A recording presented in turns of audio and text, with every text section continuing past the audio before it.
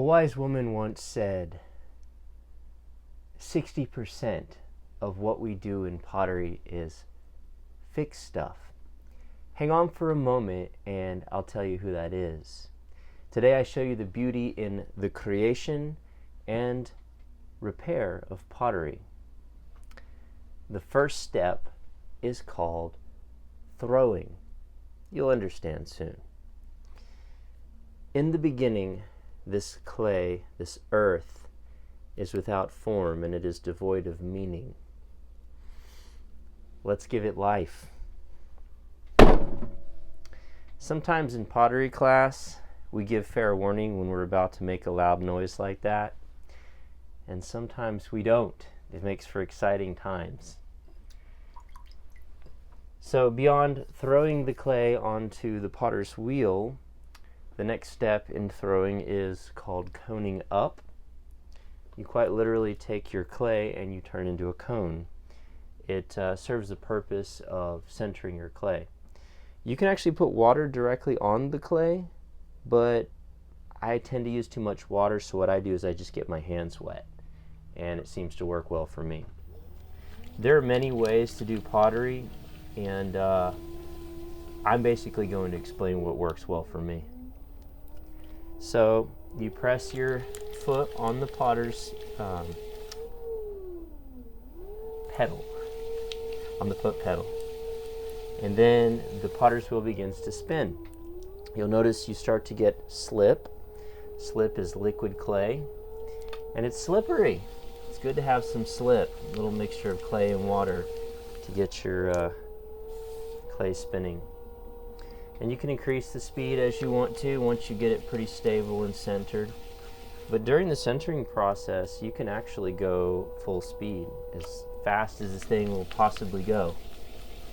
And you lean into it, you put your elbow into your inner thigh, and then you just guide the clay between the palms of your hands. And eventually, you'll get less undulation, and the clay will be very stable. When there's not any wobbling going on, and it's very stable, you have a good solid cone. But just making a little cone isn't enough. What you want to do after you've made your cone is you want to take that cone up. You want to raise it up a little bit, squeeze the clay a little bit at a time, get it taller and taller. You can get it to about an inch in thickness if you want. That's usually satisfactory. Once you're finished doing the cone up, next you can do what's called the tuna can. The tuna can you guess what it's like? Well, you make a shape of your clay that looks like a tuna can. So you do a little karate chop motion with one hand, and you guide the clay downwards into the can. And you can also do it sideways a little bit as you go. Now, if you feel a lot of friction as you're doing this, something else you can do is add some more water. Too much friction, you can tell if it's there because it starts to get warm, starts to get uncomfortable, starts to feel, for certain clays, almost like sandpaper. So you can also do the cone motion again to get that clay recentered after the tuna can, in case it's a little off center. And then you can do the karate chop motion again to complete that tuna can. So you can actually go back and forth between coning and tuna can until you get perfectly centered clay. But it shouldn't be wobbling. Centering, I believe, is one of the most important phases of pottery. But I'm feeling it. I think I have a good tuna can going. Oh yeah. So after you do the tuna can, you do finding the floor. Take your thumbs, drive them into the center of the clay, and once you drive them into the center, go down to about where you have a 1/2 inch floor between your thumbs and the potter's wheel below. You can dip a sponge into a little bowl of water. Of course, have that beforehand. Squeeze a little bit of water into the clay. Take your sponge and insert that into the center. Press towards your guide hand, which is being braced by your thigh, and you can actually form a floor, not just a little floor, but a big wide floor. All right. Now after you do that, you'll want to compress the edge of your pot. Make sure your fingers are wet. Use your pointers and your thumb to compress the top of the clay and make sure it's pretty even. You'll want to do that consistently throughout so the clay doesn't get all wobbly. Take a sponge and put it in the center at the bottom of the clay. This is called mopping up. This gets any excess fluid out of there. You don't want too much excess fluid, because what ends up happening is the clay gets all wet and squishy and you can't work with that. Okay, so now that I've formed the floor, I have some walls established. The next phase of throwing is throwing up, well, the next step of throwing is throwing up the walls. So we take the sponge with a little water, we squeeze it, and then what we can do is take the inside hand inside the vessel, take the outside hand with the sponge, and gently, ever so gently, pinch the bottom of the clay. Slow down the potter's wheel a little bit and slowly pull upwards to form your walls. Slowly, slowly, slowly. Oh, there we go. We formed the walls. Now, again, you want to compress the rim a little bit. Compressing the rim, make sure your clay is pretty even at the top and not all wobbly. You also want to take your sponge and mop up any excess water in the bottom. Here's another fun step of throwing. If you're making a little bowl, you can do what's called making a belly. You can actually take your sponge and gently press towards the inside, the bottom of the clay. And eventually, the clay will take on a new shape as you give it a belly. I like my clay to have a little bit of a pot belly. I don't know about you. All right. We have a belly. Okay. Now let's compress one more time on the top, the rim, get the fingers wet. Use the pointers and the thumb. Maybe we need a little bit more water. And there we have it. The clay is pretty even. Something else you can do next for the next step of throwing is you can take the slip off. Now slip is the little liquid clay on the side. And all you need for that is a rib. This tool is a rib. They come in metal, wood, rubber, plastic. I like the wood ones because whenever I drop my tools in the bucket of water, this wood one floats. So you just take your sponge in your inside hand, you take your rib in your outside hand, and you gently, slowly raise from the bottom to the top, and that gets off any slip off your clay. There we go. Cool. So that is the phase of throwing. I thoroughly enjoyed that. It's one of the most exciting and most scary phases of pottery. After you complete that, you can slow down your potter's wheel and you can take the wire. This is an important tool. It's good to wrap it around your fingers and hands and drag the wire underneath the clay. Okay, so this pot has its initial shape. We can set it aside and let it dry for a day if we want to, without covering it up in a relatively moist climate. Or you can wrap it in a plastic bag and you can just let it sit there for a couple days before you want to trim it. So we're done with the throwing phase. That's the first main phase of pottery. After that, we have the trim and turn phase. This is pretty fun because this is when the pot, the bowl, the vase, the mug, the cup, the goblet, whatever it is that you're making, takes on its actual shape. That shape that you saw there was kind of crude, but it will change later when I trim it. I'm just going to dry my hands here and show you the next phase. So during the trimming phase, the first thing that you want to do is you want to inspect your clay. Pick up your piece and feel it. Feel the inside, feel the outside, feel the thickness, feel the curves of it, feel any irregularities, feel where it's thicker and thinner, And you want to make sure you fully understand the inside shape of this piece, because that is what is most important. You want to trim to the inside shape.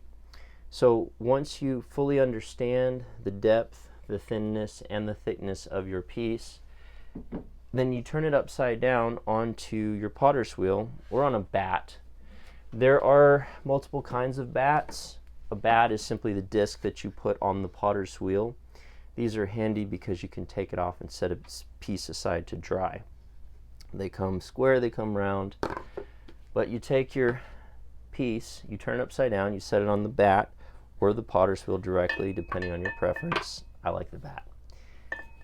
After you put it upside down on the bat, you can actually center your pot. Centering it is very important because, well, it's how you get a good quality shape.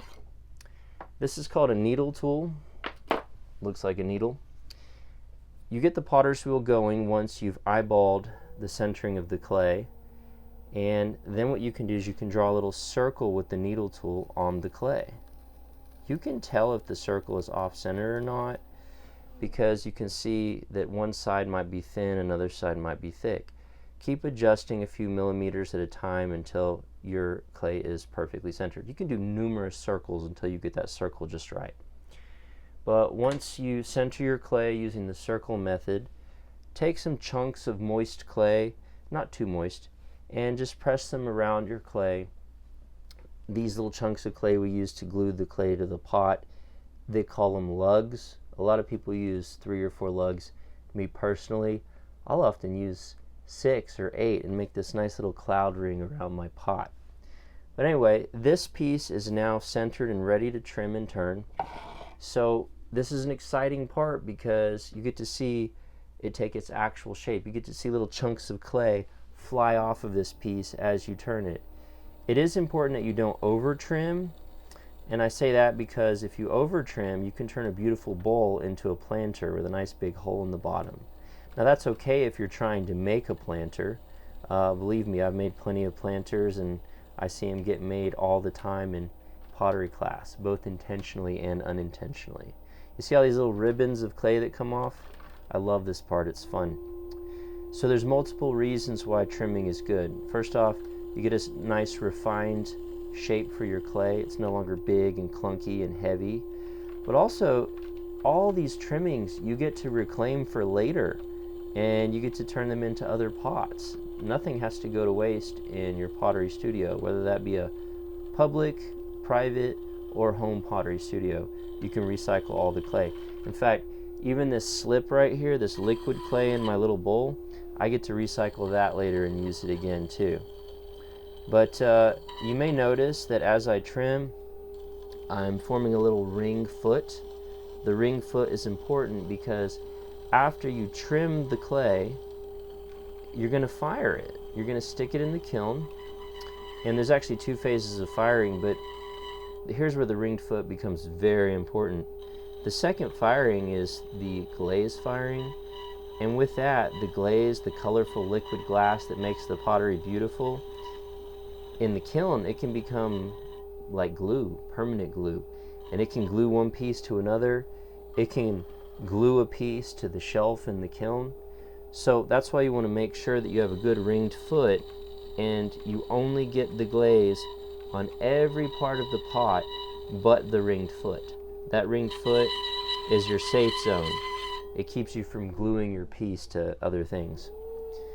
So after a little bit of trimming, I get my true shape. Now, another fun part of trimming is this is the phase when the pottery piece is typically leather hard. During this phase, you can scratch and score with a needle tool, add a little bit of liquid to make a little soft part on your pot, and you can actually attach other pieces of clay to your pot and make beautiful things like teapots. You can make mugs, you can make goblets. This is an example of a mug that I made. I attached this handle to it. It's a big mug. You can put a lot of coffee or some other tasty beverage in there. Another piece, this is a goblet. I added a stand to this goblet. See that bright blue color? That was actually dark gray before it got fired. It's amazing how the glazes change color when you fire them. So here you have it. This is called trimming and turning. So I'm going to show you this piece, and you can tell me what you think. There it is. You have a little foot, a ringed foot on there, which doesn't have to get all covered in glaze. Okay, so we are done now with trimming and turning. The next big phase of pottery is the phase known as glazing and firing. They can be considered separate phases, or you can consider them together. But after the first firing in the kiln, you get a nice hard, rough piece. It has a nice little sound to it. And this piece, you might have little pieces where it's super rough, and say if it was a cup, you want to get rid of any rough parts on the top.